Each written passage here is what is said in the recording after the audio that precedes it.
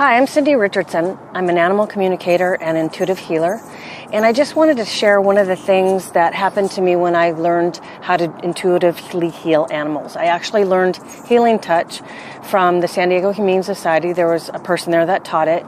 But then I learned how to do intuitive healing on animals as well. So I don't even have to be with them to heal them, to find diseases and illnesses, or maybe just where they hold blocked energy in their body.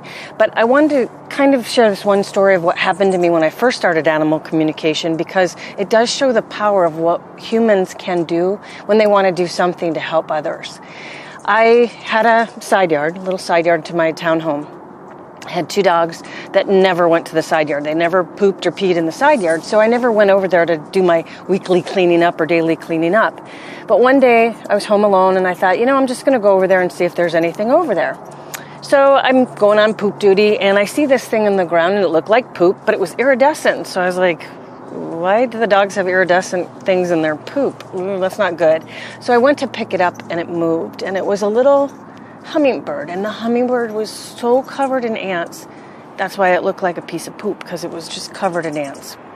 I thought it was dead, but I thought there was no way I was going to let him just sit there like that. He deserved a burial, or she deserved a burial.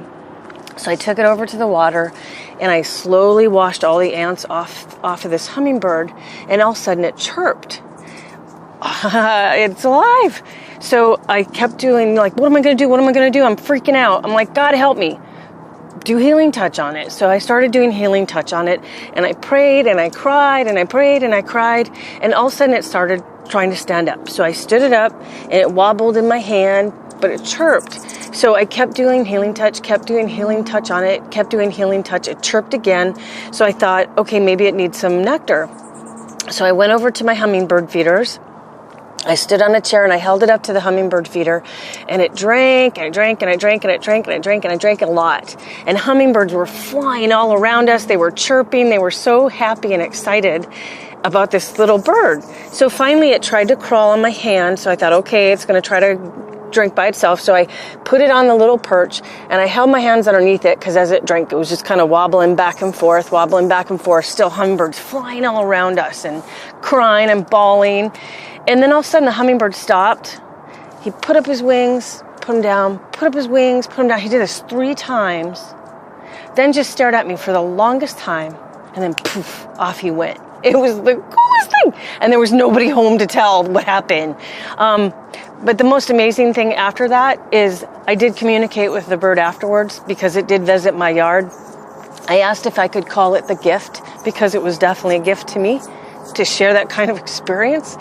And the little hummingbird said, if I can call you the golden-haired angel. I was honored, of course. But another neat thing was when I took my dogs for a walk, probably for about 3 weeks, and I went every day, there was this hummingbird that just walked with us, not right on top of us, but just stayed with us as we walked for a little bit of our journey that day. So just please be aware of how much power you have when you want to help and save animals. Thank you.